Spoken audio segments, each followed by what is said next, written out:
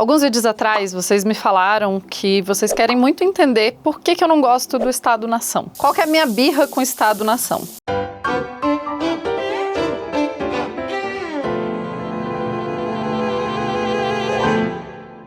E essa não é uma resposta fácil, essa foi uma resposta que eu construí ao longo de muitos anos na minha cabeça. E eu quero deixar claro pra vocês que eu era criança como se isso fosse comum. Eu era criança que ia pro 7 de setembro e pintava as unhas de verde e amarelo e ficava super feliz porque era hora de falar do meu país e ser patriota. Ser patriota era super importante pra mim quando eu era mais nova.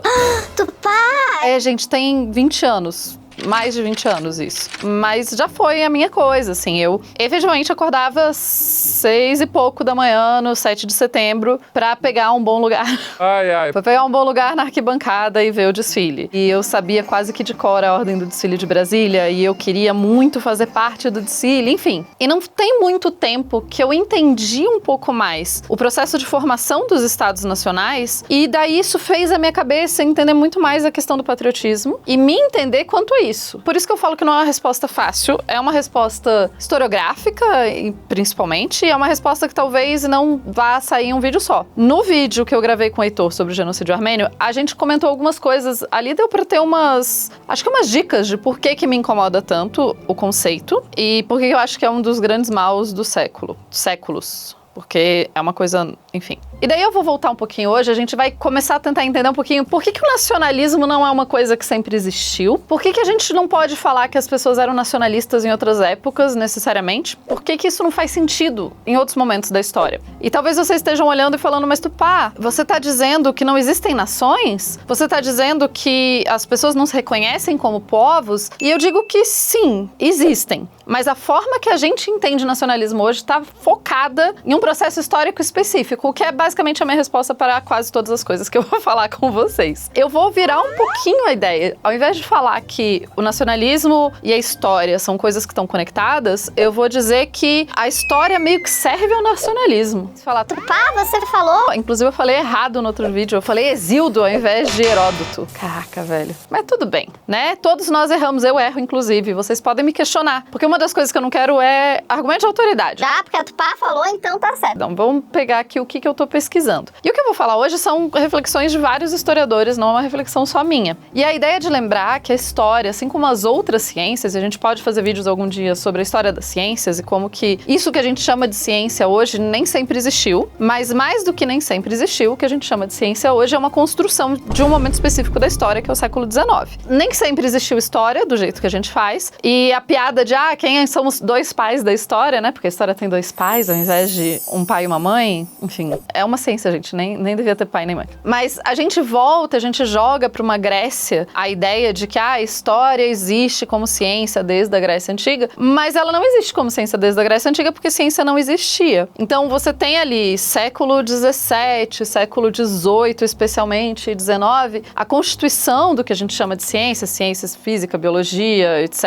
E daí você vai ter também a constituição de uma ciência que a gente chama de história. Tupá, história é ciência? Estamos aqui no debate que só os historiadores agora estão sofrendo. E depende, que é a minha resposta para absolutamente todas as coisas. Depende do quê? Depende do que você chama de ciência. Se você chama ciência a produção de conhecimento acadêmico a partir de uma perspectiva metodológica, sim, história é ciência. Se você acha que ciência precisa ter laboratório, história não é ciência, mas aí a gente vai ter que questionar várias outras ciências que vocês acham que são ciências e não tem necessariamente laboratório. Então, o conceito de ciência demora. É isso, historiadores amam fazer essa parte que eu tô fazendo, vocês verem lá, não só historiadores, vocês verem o vídeo com o Daniel Gontijo, eu começo falando, então vamos definir o que é religião, vamos definir o que é estudar isso. O episódio da Inês Baeta fala, vamos definir o que é magia para o mundo acadêmico, enfim. História da história tem um nome também. E, na verdade, a gente tem historiadores que se dedicam exclusivamente a estudar a história da história. E, mais especificamente, a história da escrita da história, que a gente chama de historiografia. Historiografia historiografia é a história da escrita da história. E a gente vai dizer que a história nos moldes mais parecidos com o que a gente tem hoje é muito mais produto do século XIX do que de outros períodos. Então, ela é um desenvolvimento de uma sociedade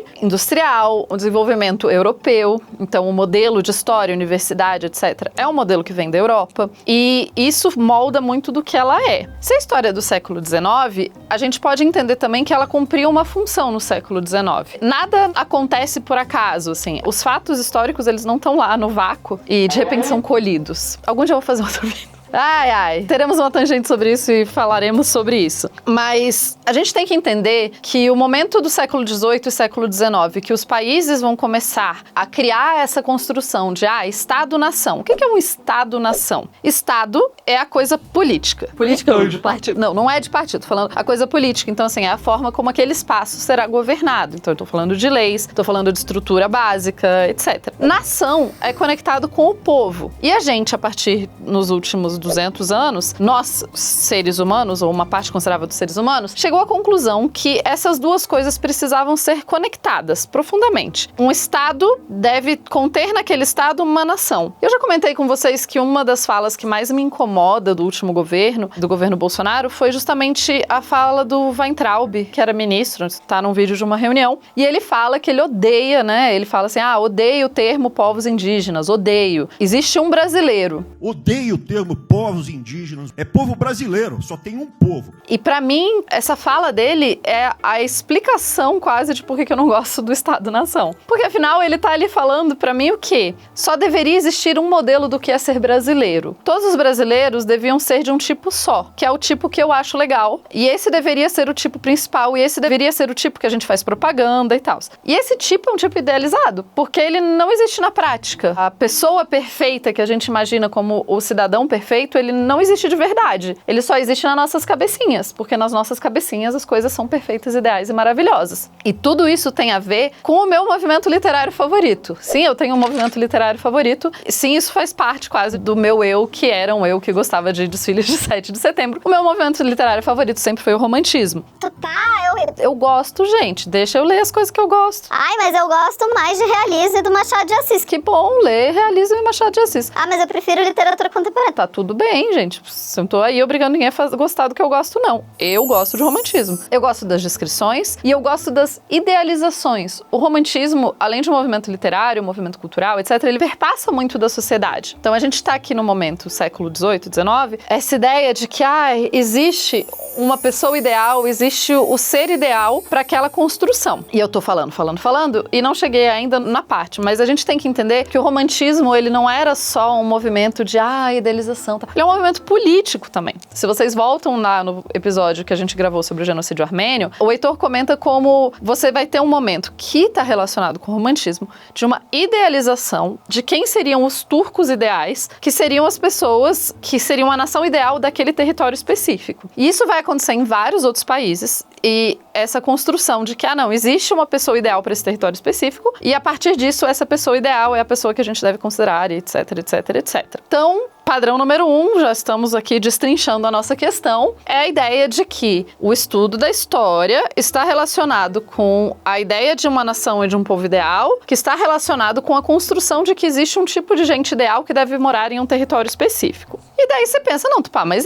sempre foi assim. Se a gente voltar no tempo, vou usar o exemplo da Alemanha, porque é um exemplo fácil, e eu tenho vários exemplos sobre. Se a gente voltar no tempo, no território em que hoje existe a Alemanha, existiam povos germânicos. Logo, os povos germânicos são os ocupantes originais desse território, logo eles são a nação que deve estar ali. Aí tá. A princípio parece que faz algum sentido isso aí, né? Mas vamos pensar um pouquinho mais. O que o século XIX está fazendo é imaginar um passado ideal. E daí você vai falar, mas existiam povos germânicos vivendo onde a gente chama de Alemanha. Existia. Mas eles não existiam da forma que a gente entende povos germânicos hoje. Então, quando eu digo que toda identidade nacional é imaginada, a gente precisa diferenciar isso de toda identidade nacional é uma construção da cabeça de alguém doido. Não é isso. O que eu tô dizendo é que a cola que une uma gama enorme de gente para dizer, não, todas essas pessoas aqui, elas são necessariamente uma mesma nação, essa cola é imaginária. Ela é baseada em coisas efetivas e reais, mas ela é imaginada. Vamos pro próximo passo. Essa coesão social, ela não existe sozinha. Ela faz parte desse imaginário, e esse imaginário, ele é construído a partir de várias coisas. Entre elas, o estudo da história. E daí que a gente pensa que você vai olhar para o passado de uma forma muito o passado era assim, e daí a gente vai lá e descobre o que aconteceu no passado. Só que não é assim que historiadores trabalham. Se o passado só existisse no vácuo e a gente fosse lá colher como se ele fosse, sei lá, laranjas no pé, não precisava existir história e não existiria interpretação também. A gente tem que entender que o nosso presente, ele vai ser passado algum dia e ele só vai ter alguns significados quando o tempo passar. Não faz sentido. Faz, você vai ver que faz. Quer ver? Vamos usar a Semana de Arte Moderna de 1922. Eu já dei esse exemplo em outros vídeos, mas isso é legal porque acho que faz sentido. Hoje em dia, se você estudar a Semana de Arte Moderna, vamos dizer, ela encapsula todo aquele movimento modernista brasileiro, coisa disruptiva na arte, e eles queriam quebrar com os padrões, e a antropofagia, sem ser do jeito que eu comentei em outros vídeos, eu ia falar sem ser do jeito legal.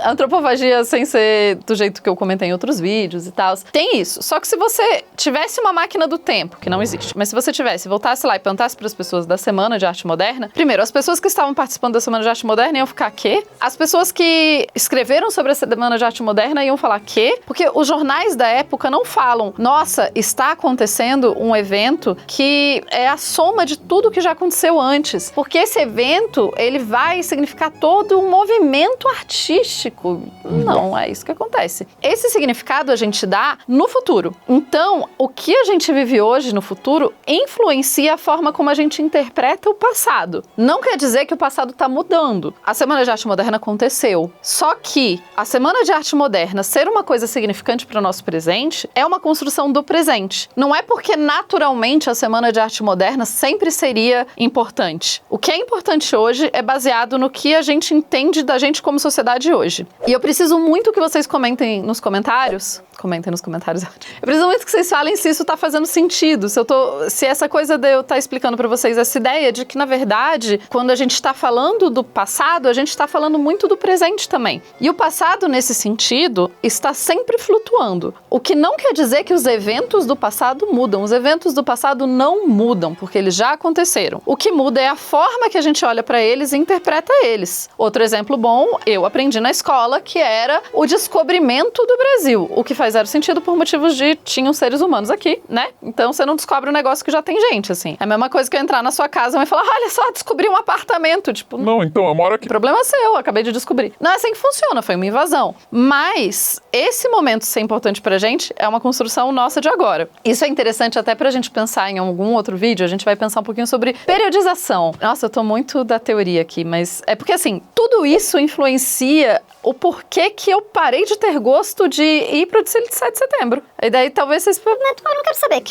Você quer saber? Você quer saber? Porque a gente vai pensar em nacionalismo. Existiram e existem diversas formas de nacionalismo. Junta tudo que eu falei até agora e vamos focar um pouquinho no nacionalismo em si. Especialmente em impérios multiétnicos, que era o caso do Império Otomano, que era o caso do Império Britânico. O nacionalismo vai ser uma ferramenta muito importante para minorias conseguirem mais direitos, liberdades, autodeterminação, tudo isso. Então, vamos lá, eu não tô falando... Quer dizer, eu tô falando que não é simples só nacionalismo ruim, nacionalismo bom, não é isso. A gente tá complexificando a coisa. E daí meio que você tem três grandes fases do nacionalismo. A primeira dessas fases seria uma fase mais acadêmica, que é justamente o momento de você fazer a pesquisa sobre as línguas que eram faladas, as identidades culturais que eram feitas, a história daquele grupo. Isso vai ser feito por um grupo menor de pessoas. Essas ideias, elas vão ser então passadas para o resto da sociedade e com isso você vai reafirmar e demonstrar essas características nacionalistas e você vai ter então a formação desses patriotas, ou seja, aqueles que ouviram o que os acadêmicos falaram sobre aquela nação e falaram, isso faz todo sentido, isso reflete quem eu sou e como eu penso. Então você dissemina de acadêmicos para os patriotas, que seriam pessoas mais engajadas, e depois para a sociedade como um todo. E daí o movimento nacional efetivamente vai chegar ao seu apogeu e isso nos últimos 200 anos vai significar a criação desse híbrido que é o Estado-nação, ou seja, uma única administração política, econômica para um único povo. Só que aí a gente tem que entender se esses intelectuais que estão estudando essa língua, esse povo e tal, eles reconhecem opressões que já estavam acontecendo ou eles inventam opressões que... Tá vendo como é complexo? É maravilhoso, gente. Porque assim, nada é inventado. Mas isso não quer dizer que aquela população que você tá vendo como um construto já se entendia como uma coisa só. Basicamente o que eu tô dizendo pra gente é que identidades coletivas sempre existiram. A diferença entre uma identidade coletiva e a construção de uma nação é o que a gente tá pegando aqui. Porque uma coisa é você ter uma identidade coletiva de grupo, isso sempre aconteceu, isso sempre vai acontecer com sociedades. Mas talvez vocês concordem comigo que a sua identidade talvez você se sinta muito mais próximo de alguém da sua classe social de outro país do que alguém muito rico do seu mesmo país. Porque a identidade coletiva, ela se baseia também nesses outros fatores da vida. Durante boa parte da história humana, e especialmente a Idade Média vai ser muito importante para pensar essa ideia de identidade e nacionalismo, porque ela vai ser utilizada como uma ponte para pensar identidades. Durante a Idade Média e o Renascimento, enfim, as pessoas se identificavam muito mais por outras coisas do que por onde você nasceu ou a sua identidade nacional. A ideia de identidade nacional na Idade Média não fazia tanto sentido. Então as pessoas, elas iam se identificar, por exemplo, pela religião. Ah, eu faço parte da cristandade. Ah, eu sou judeu. Eu sou muçulmano. Então isso fazia parte muito mais da sua identidade. Você se identificaria como um irmão de todos os outros da mesma religião do que, ah não, mas você nasceu naquele território de lá depois da montanha, então a gente não faz parte do mesmo grupo mais. Outra coisa que era comum fazer parte dessa ideia de coesão coletiva, família. Ah, eu faço parte dessa família, que não é amiga daquela família, e a despeito da gente ser da mesma religião, a gente não necessariamente faz parte da mesma família, do mesmo grupo. Outra ideia,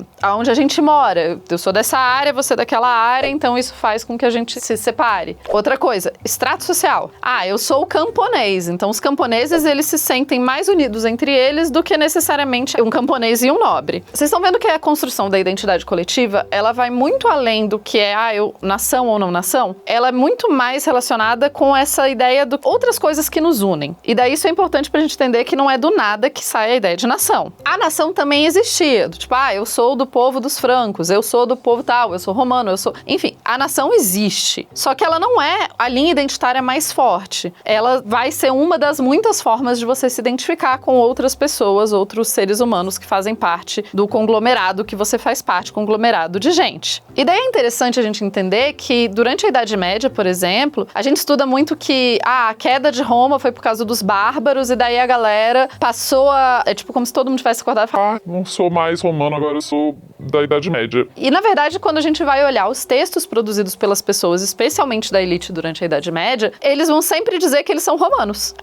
Romanos. Então você vai ter textos, por exemplo, de imperadores e tal, e eles vão sempre falar, não, olha como a gente é romano, olha como a gente carrega a tradição romana, olha como a gente continua sendo romano. Então provavelmente seria muito ofensivo você chegar para um rei medieval europeu, de novo, lembrando que quando eu tô falando de Idade Média, em geral, eu tô falando da Europa porque é o único lugar onde esse conceito efetivamente se aplica. Se chegasse para um rei europeu e falasse, não, que bom que você é um germânico e não um romano. Ele fala, não, eu sou um romano, carrego a tradição romana. Então quando a gente fala do Sacro Império Romano-Germânico, a gente chama ele de tudo isso, talvez tenha documentos também, mas é legal a gente saber que o que essas pessoas estão tentando quando elas falam o Sacro Império Romano é justamente mostrar, nós somos uma continuidade de Roma, nós estamos associados com Roma. E hoje em dia a gente olha pra eles e fala, Não, gente, vocês eram muito diferentes de Roma. Vocês não eram uma continuidade de Roma. Então tá vendo como a forma que a gente entende aquele momento e a forma que historiadores vão olhar pra gente depois muda ao longo do tempo. Vamos pra uma próxima etapa. Então assim, depois, pensa, Idade Média, todo mundo quer ser romano. Aí é só no Renascimento que alguns dos povos e as pessoas começam, lembra, intelectuais,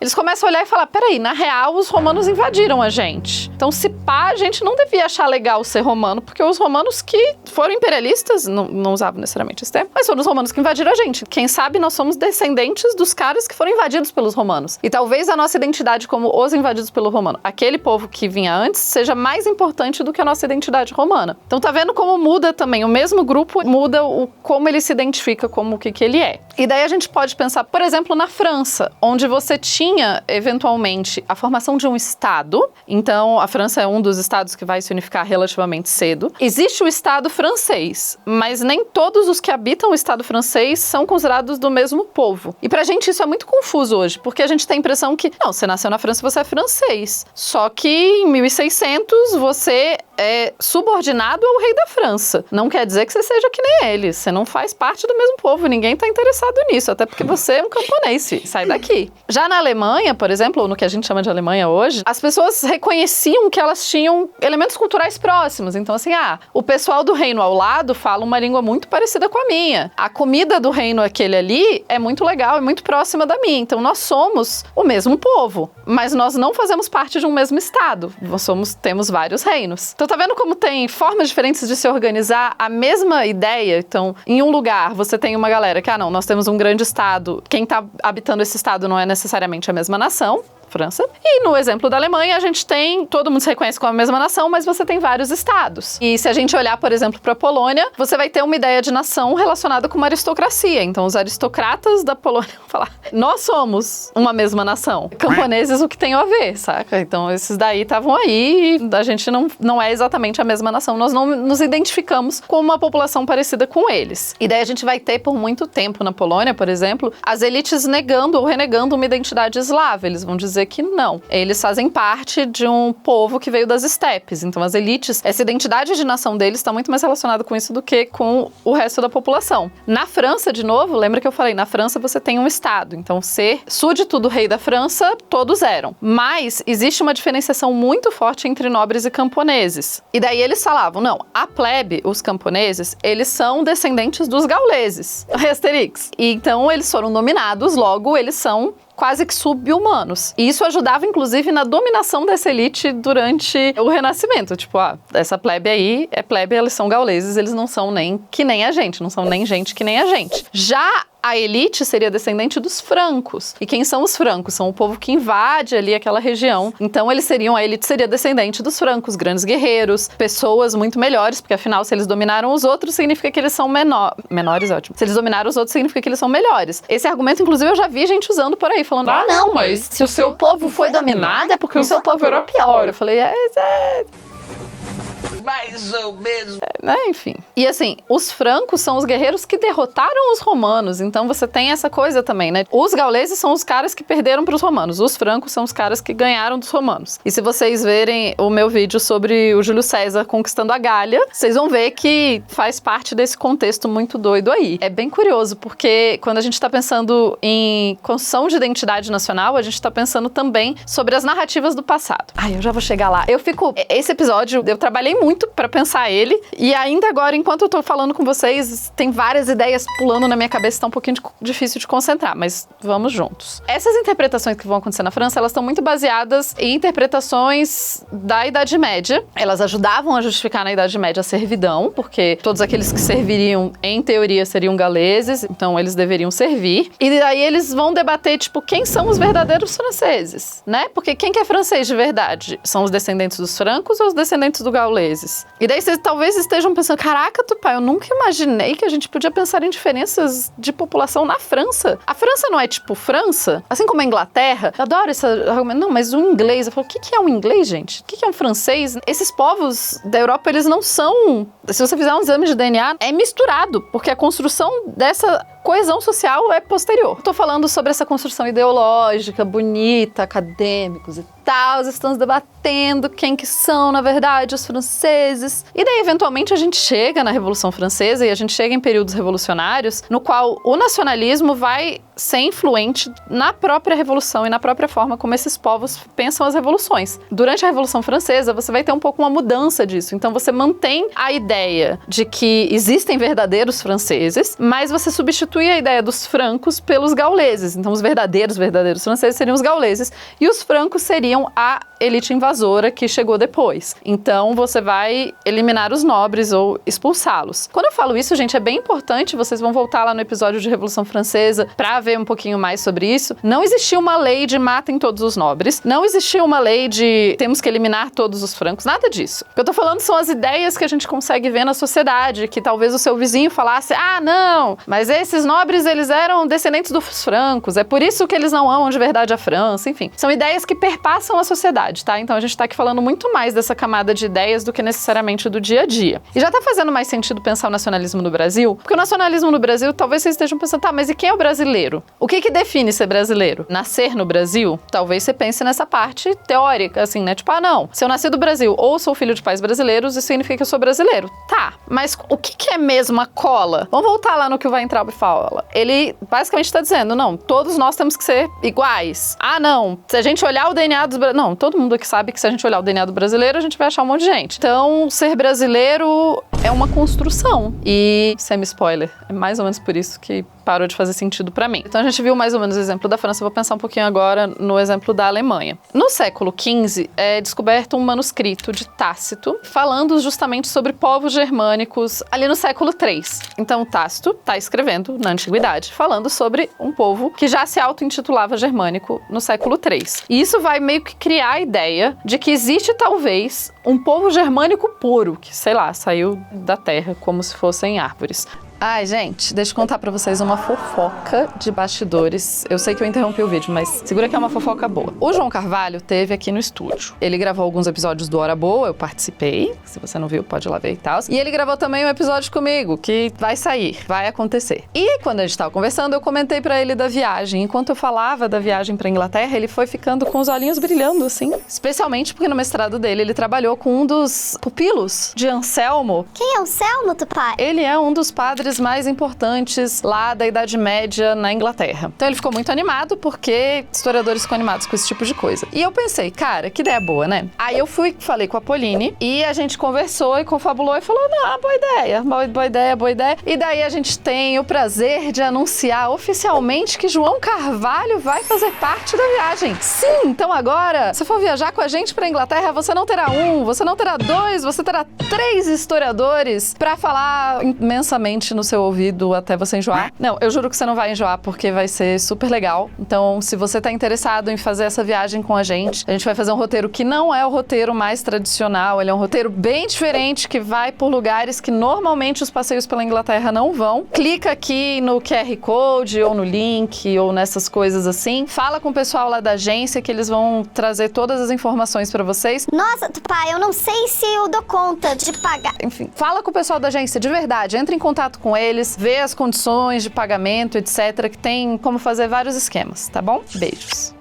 Então você vai ver que... Lembra que eu falei antes que os povos germânicos tinham essa coisa de uma identidade cultural, mas não política? É exatamente isso que vai voltar. A ideia é que não. Vários povos aqui têm uma identidade cultural única, que é, sei lá, falar a mesma língua, comer coisas parecidas, tal. Logo, nós precisamos unir todos os povos que falam essa mesma língua. E essa é um pouco a ideia. Eu vi também um comentário, alguém perguntando, fala algum dia sobre o pan-eslavismo, o pan-germanismo, o pan, enfim, que essa ideia. E tem tudo a ver com o que eu tô falando hoje. Essa ideia de você pensar no período com o romantismo, idealizar o que seria o povo ideal. E daí o pan-germanismo é vamos então juntar todos os povos germânicos numa única nação, num único estado, porque afinal todos os povos germânicos compartilham uma cultura comum, logo todos eles precisam estar juntinhos. Só que no que a gente chama de Alemanha hoje, um pouquinho ali para outras regiões em volta, era muito difícil pensar efetivamente numa unificação, porque a gente está falando de milênios de pequenos reinos isolados que nunca foram unificados, ou pelo menos nunca foram unificados no modelo que, sei lá, a França tinha sido unificada. Então era muito difícil para aqueles povos conceberem a ideia de um Estado-nação. Mas eles começam a se reconhecer como da mesma nação, ou pelo menos tendo uma identidade cultural muito próxima. E daí você vai ter uma mobilização política. Então assim,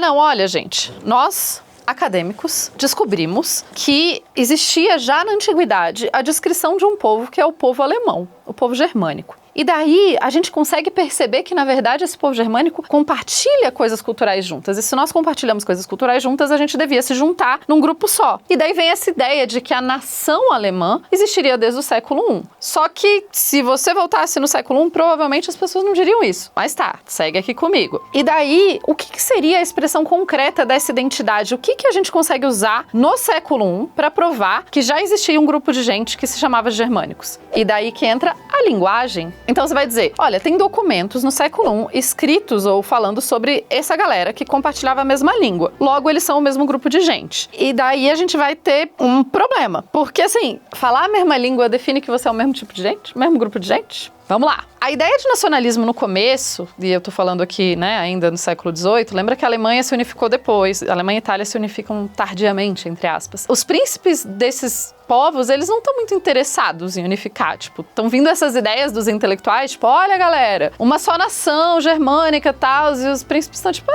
você tá tentando tirar meu poder? Não, obrigada, fica aí com as suas ideias aí, enfim. Mas a gente tem aqui alguns momentos de uma invasão francesa no território alemão, lembrando que a França já tá unificada, e daí você vai ter meio que uma busca em Tácito da antiguidade, que eu tinha falado, a ideia de que não, existe uma língua germânica que foi utilizada já para resistir ao invasor de língua latina, que aconteceu isso na antiguidade, está acontecendo de novo, então a gente tem que usar a mesma ideia e seguir da mesma forma. E daí os teóricos na Alemanha vão começar a falar, cara, os alemães, os germânicos, eles se diferenciam dos povos à sua volta. Eles se diferenciam dos eslavos, dos povos de ascendência romanizada. A gente aqui se diferencia, somos um povo diferenciado, né? E o que ele vai dizer? Existe uma identidade alemã conectada em todos esses povos que estão habitando essa região. A primeira coisa importante para a gente entender essa identidade conectada é a língua. Nós todos falamos alemão. Aí, se você for para a Alemanha de verdade, hoje em dia, né, você vai descobrir que, na verdade, existe um alemão padrão, que é o alemão que se usa para escola, etc, etc. Mas, na verdade, existe um monte de dialetos na Alemanha, porque essa língua única unificada nunca existiu na prática, até ela ser criada na prática e ensinada nas escolas. E daí eles diriam que entre os neo-europeus, ou seja, entre esses estados europeus que estão se formando a partir ali no século XVIII e XIX, só os povos germânicos poderiam dizer que, além deles terem uma língua que os unifica, eles ainda estão no território que seria o território ancestral deles. E daí, se vocês lembrarem lá atrás, quando eu falei que tem a disputa, os francos que são os verdadeiros franceses. Não, são os gauleses que são os verdadeiros franceses. Os francos, eles vêm do território, eles são um povo que vem do território de onde hoje é a Alemanha. Então, eles diriam, olha, os francos saíram daqui e dominaram aquela região de lá. Logo, os descendentes deles que estão lá não estão no seu território original. Nós estamos no nosso território original, o que significa que nós temos uma conexão muito forte com esse território porque ele é nosso. E daí vem um outro ponto, que é dizer que, na verdade, a língua deles é tão perfeita e tão maravilhosa que ela foi uma criação divina para explicar aquele lugar perfeito, porque afinal eles têm palavras que funcionam para lugar que eles estão morando. O que, na verdade, eu argumentaria que todas as línguas. Porque, enfim, a gente tende a ter línguas que descrevem os negócios que a gente tem na região que a gente tá. Só que esse discurso tem que ser entendido dentro de uma ocupação francesa, certo? Então é um discurso meio de resistência contra uma ocupação francesa. Se vocês lembrarem, antes eu falei dessa ideia de que o nacionalismo, muitas vezes, ele surge como uma forma de autodeterminação de povos oprimidos. Só que ele vai tomar outras consequências depois, né? Segunda Guerra, eu tô olhando pra você. Olha como é conectado e como as coisas demoram muito tempo para desenvolver momentos que a gente vai ver depois. E daí aqui que a gente tem a conexão entre o que está sendo pensado academicamente desses intelectuais, esses são exemplos bons da gente entender como esses intelectuais estão pensando, e um financiamento e essa ideia começando a ser aceita pelas pessoas também que estão no poder. Falou, não, realmente, essas conexões que a gente tem são importantes para a gente entender quem a gente é e elas vão ser politicamente importantes para a gente formar um Estado. Você terá dinheiro sendo investido nisso, você vai ter, em 1819, a fundação da Sociedade para o Conhecimento da História Antiga Alemã. E daí, repara que tudo que eu falei até agora foi basicamente que não tinha bem uma história antiga alemã até alguém criar uma sociedade da história antiga alemã e olhar para trás e falar, olha, na real, todas essas coisas aqui fazem parte da minha história antiga. E daí a gente vai ter, por exemplo, vários teóricos e pessoas como Goethe, o Goethe do Goethe Institute, né? O von Humboldt, os irmãos Grimm, que eu lia quando era criança e adorava. Os contos de Grimm têm a ver com isso. Então você procurar os contos de fadas que fazem parte desse mesmo território e que fazem parte da nossa criação comum, tudo isso faz parte dessa construção de identidade. Vocês estão vendo como a construção de identidade, ela é baseada em coisas que existem, ela é baseada em coisas reais, mas ela não é naturalmente existente porque tinha como você pegar os mesmos elementos da realidade e transformar ele em um outro tipo de identidade. Esse é o ponto. E daí, você vai ter um desenvolvimento da filologia. A filologia é o estudo da língua. E eu tô falando pra vocês, porque a língua, porque a língua, porque a língua, porque a língua. E é isso, é importante entender que vai se começar a estudar a língua, e aqui no exemplo é o alemão, como esse amálgama de identidade. Lembra que eu falei agorinha que é a ideia de língua e território juntas? E a língua seria a coisa que uniria aqueles povos. Então, vamos estudar a língua, vamos estudar essa proto-língua que vai gerar o alemão contemporâneo, e assim a gente vai conseguir entender como esses povos passaram a ser quem eles são. E a partir do momento, então, que você passa a pensar a língua, você meio que começa a selecionar, a partir de uma análise de filologia, quais seriam os povos que teriam a língua próxima o suficiente do que é falado hoje para serem considerados conectados com o que é falado hoje. E daí, assim, a filologia cria critérios objetivos para definir quais os povos que fazem parte daquele grupo, daquela língua, e a partir daí a gente vai olhar de volta para o passado e tentar achar, tá, beleza, criamos o padrão, esse é o padrão da língua que a gente entende como parte de um mesmo povo. Agora a gente vai pegar esse padrão e olhar para o passado e aplicar esse padrão em várias coisas e tentar achar todo mundo que encaixa nesse padrão e dizer, toda essa galera que encaixou nesse padrão tá comigo. Vocês estão vendo como é o contrário? Não é tipo, vamos olhar para o passado, entender a complexidade dele e entender as muitas formas que ele chegou no presente? Não. É vamos definir no presente a língua que a gente acha importante, a forma que a gente acha que essa língua deve ser importante, e daí a gente vai olhar para o passado pensando nessa ligação. É isso que não faz nenhum sentido para mim. E assim, a história e o nacionalismo, eles se fundem de uma forma muito profunda, porque assim, se o que tá definindo... eu sou um especialista em história germânica. Tá, como você define história germânica? Eu defino ela a partir dessa linha que liga, eu estudo a filologia, logo eu sei as palavras, logo todo mundo que usa esse tipo de palavra, essa estrutura de gramática, tá junto nesse grupo. Só que não tá. O fato é que não tá. Tupá, mas sim, pô, todo mundo hoje que fala a mesma... Todo mundo que fala a mesma língua tem a mesma cultura? É isso aí que você tá me dizendo. Falou a mesma língua, a mesma cultura. Você tá me dizendo que a cultura da Inglaterra, a cultura dos Estados Unidos, a cultura da Jamaica, toda essa galera, mesma cultura. Tem nenhuma diferença, eles são o mesmo povo. Então você tá me dizendo que todo mundo que fala a mesma língua é do mesmo povo? Tá vendo como é mais complexo? Não só é mais complexo, como ele cria uma falsa sensação de objetividade. Porque você vai falar, não, eu sei identificar os povos que fazem parte do meu passado, porque são os povos que falam a mesma língua que eu falo hoje. Só que a premissa de procurar essa língua do passado é que tá errada. E daí, isso vai criando uma falsa ideia de que existe uma cientificidade em analisar que o ponto A e o ponto B estão conectados. Quando o ponto A premissa da conexão não faz tanto sentido assim. E aqui que a gente vai ter um fenômeno muito importante, que é a criação de línguas oficiais. Eu acabei de falar para vocês da ideia do Hochdeutsch, que é essa língua oficial da Alemanha e que não necessariamente todos os alemães falam. É a língua que se aprende na escola, mas não é todo mundo que fala a mesma coisa. E quando a gente olha para a França, a gente sabe que em 1990, pelo menos 50% da população francesa não falava o que hoje a gente chama de francês. Tupá, toda a língua mudou nos últimos 100 anos. Não tô falando isso. Tô falando que efetivamente existiam outros dialetos na região. Só que existe um programa de governo, olha como as coisas são. Programa de governo para ensinar gramática nas escolas. Você unifica a gramática dessa língua é essa. E daí a gente ensina em todas as escolas que esse é o jeito certo de falar, e isso cria fronteiras mais rígidas para essa língua. Porque antes, o que acontecia muito é que você tinha fronteiras porosas de língua. As fronteiras ainda são meio porosas de língua, tá? Qualquer pessoa que vive em fronteiras onde tem mais de uma língua vai saber disso, né? Eu tô falando aqui em pessoas que moram desde o sul, centro-oeste, norte do país. Todo mundo que mora em cidades de fronteira sabe que a língua é porosa em cidades de fronteira. Você tem o nosso querido portunhol. Hemos tentado muito e não ha conseguido meter-lhe gole. Mas, a partir do momento em que você define, a partir dessa linha aqui as pessoas aprendem português, a partir dessa linha aqui as pessoas aprendem espanhol, você está construindo uma barreira que naturalmente não existiria, porque naturalmente as pessoas da fronteira misturariam as suas línguas. Mas você tem uma gramática que define o que tá pra cá, o que tá pra lá. E é louco a gente pensar que esse processo de construção linguística vai criar vários apagamentos, assim. A gente pode mergulhar muito mais nisso, e pra mim isso foi uma coisa que eu fiquei muito chocada quando eu li a primeira vez, que eu falei, caraca, é verdade, né? A ideia de todo mundo nesse território fala essa língua, ela é construída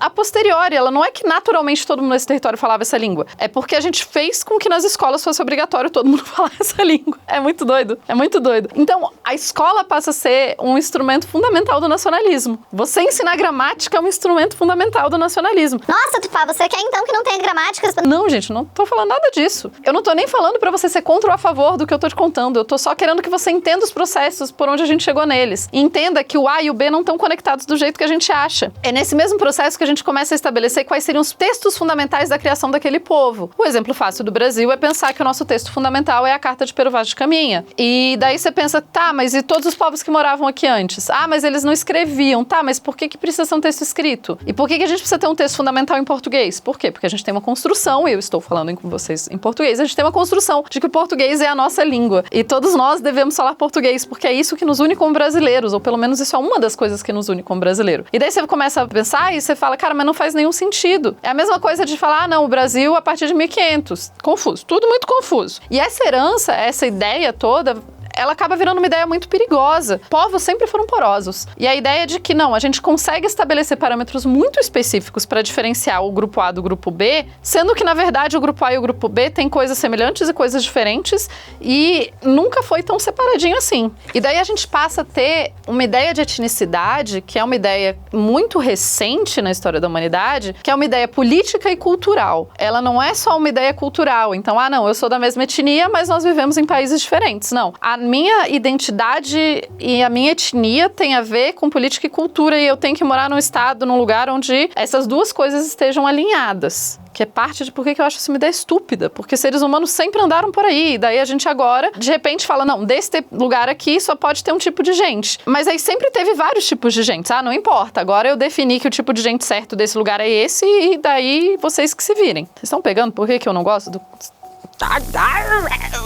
As línguas são uma forma palpável da gente perceber essa realidade. Isso também faz parte, tem uma outra dimensão que eu acho que eu vou falar melhor outro dia, porque eu já falei loucamente hoje, que é a ideia da etnoarqueologia. Porque a partir do momento que você estabelece, não, existe uma língua, exemplo germânico de novo, existe a língua germânica desde o século I, logo todo mundo que fala nessa língua aqui, que não é uma língua tão estabelecida, até porque não tinha gramática, até porque não tinha, então, esse leque de coisas aqui serão consideradas a mesma língua e...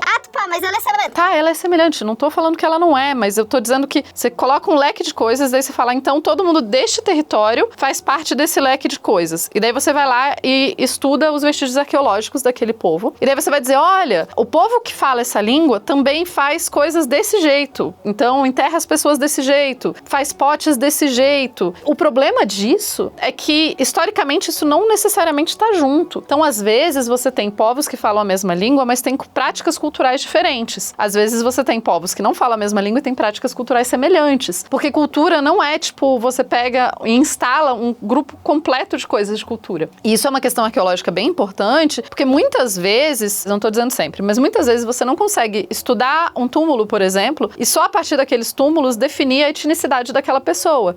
Tupá, faz DNA. Tá, mas a gente tá no século XIX. Primeiro, ponto número 1. Ponto número 2. O DNA também não vai definir tanto, porque eu vou dar um exemplo básico. Se você é adotado numa família, você não faz parte daquela família? Faz. E daí o seu DNA não é junto. E daí? Né? Então, assim, o DNA também não define essas coisas, não, gente. Para com essas ideias tortas de achar que você faz o teste de DNA e olha no teste de DNA, eu sou tantos por cento tal coisa. Não faz nem sentido esse negócio. Caraca, eu tô pistolando muito. Então, o problema todo, por que isso é um perigo? Por que a etnoarqueologia pode ser um perigo? Ela pode ser um estudo incrível. Tem arqueólogos maravilhosos, mas a conexão específica entre uma língua e os vestígios materiais, ela não necessariamente existe na prática. Ela existe às vezes ela não funciona. Mas além disso, isso vai ser, por exemplo, importante para o Terceiro Reich, quando você vai ter a propaganda de que não, nós não estamos invadindo outro país, nós estamos retomando o nosso território ancestral. Eu não vou citar só uma, mas assim, tem várias guerras no mundo hoje em dia que partem desse discurso do tipo, olha, se a gente olhar historicamente, essa terra era da minha população. Eu tô só retomando o meu território. E isso é complexo, porque será que era? Populações se misturam. E daí o problema todo tá nessa criação científica,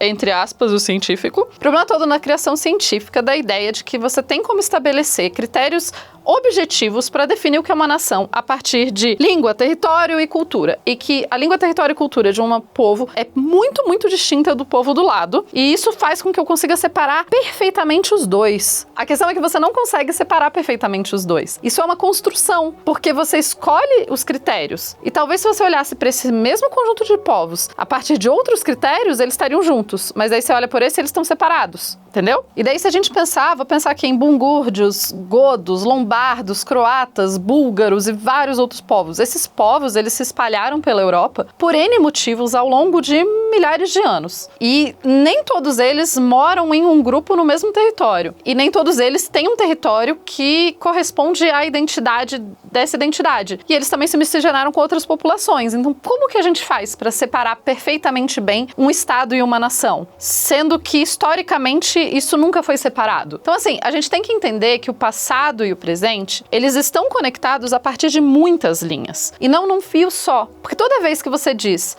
eu tô selecionando elementos elementos de gramática que fazem eu entender que essa língua é a mesma dessa. Muito bom. Mas a partir do momento que você seleciona elementos, você está ignorando outros elementos. Então você poderia fazer a mesma análise de uma forma diferente. É óbvio que eu não vou dizer aqui, não, então você está dizendo que tanto faz, ninguém é ninguém, não existem grupos sociais. Não estou dizendo isso. Claramente existem grupos sociais, existem línguas parecidas, existem culturas semelhantes. O que eu estou dizendo é que quando você começa a olhar mais a fundo dentro de culturas, você percebe que existem outras formas de coesão social que não necessariamente estão relacionadas com cultura. Eu falei a questão de classe. Muitas vezes você vai se identificar muito mais com alguém da mesma classe social que a sua, de um país vizinho, do que alguém muito rico do seu país. E daí você vai dizer, não, mas a gente vai ignorar as coisas que nos conectam e vamos pensar só Entendeu? É um pouco falar do Bad Bunny e da ideia de ser latino e a ideia de que, a gente compartilha um monte de coisa.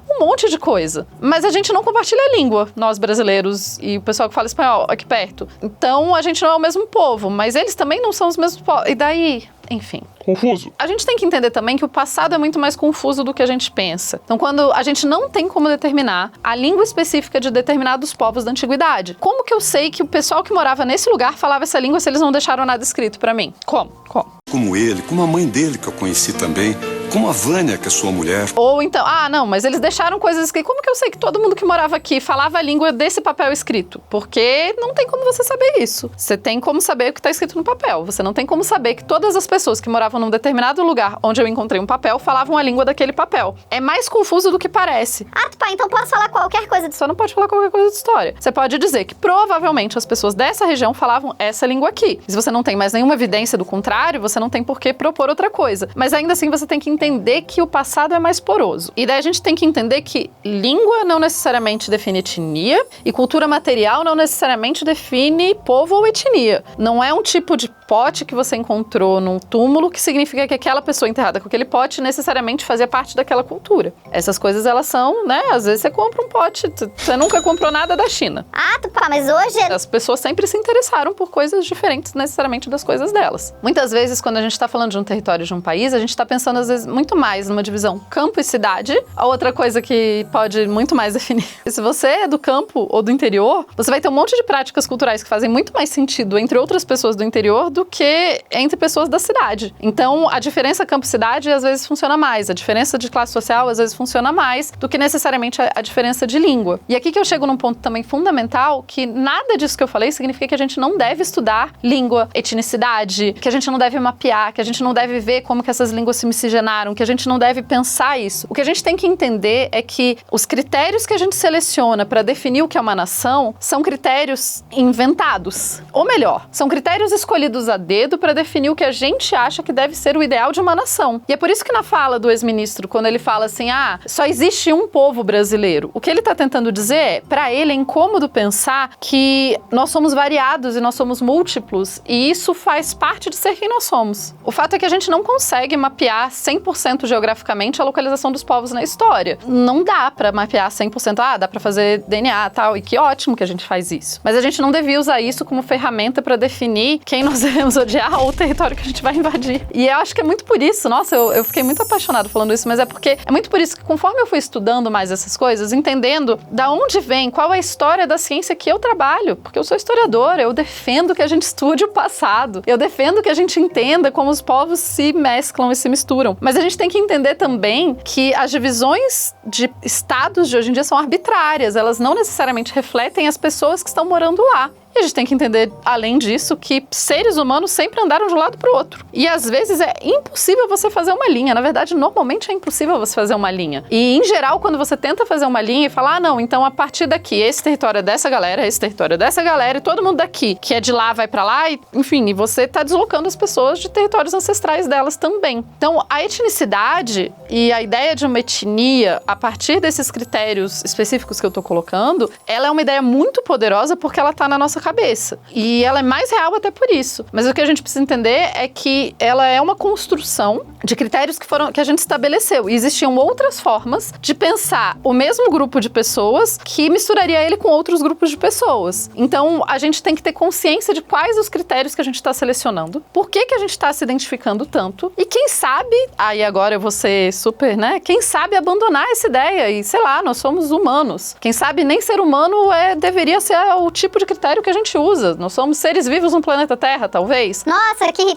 Eu não quero que vocês concordem comigo. Eu quero que vocês pensem comigo. Eu quero que vocês questionem por que vocês se identificam como brasileiros. Por que vocês se identificam? Ah, mas os meus ancestrais são de tal lugar. Que bom. Todos os seus ancestrais são do mesmo lugar? Sempre estiveram lá naquele mesmo lugar? Como a gente consegue saber disso? Ah, sim, meus ancestrais jamais, eles estão plenamente isolados, perfeitos, isolados, jamais se conectaram com nenhum outro grupo. Será? Será? Porque eu não acho que funciona assim. E não é nem que eu não acho, eu sei que não funciona assim. É claro que existem povos que estão mais isolados, e existem povos que têm questões muito diferentes, mas a gente sabe que, em média, seres humanos não se isolam completamente de outros seres humanos, porque nós somos sociáveis e a gente gosta de gente. Nem sempre, né? Mas às vezes a gente gosta. Enfim, eu espero que tenha ficado claro e que vocês tenham achado interessante a ideia da gente pensar etnicidade e nação. Isso não é uma resposta 100% de como que a gente tem que pensar etnicidade e nação. Isso não é uma forma definitiva de entender todas essas questões que eu trouxe aqui. Isso é um começo de uma pulguinha atrás da orelha pra vocês. É uma ideia de olhar e falar, e agora? Como é que eu entendo esse negócio aqui? E será que sempre foi assim? Será que existe? Não, naturalmente, não é. Curtam, compartilhem, reclamem nos comentários e eu vejo vocês numa próxima. Beijos.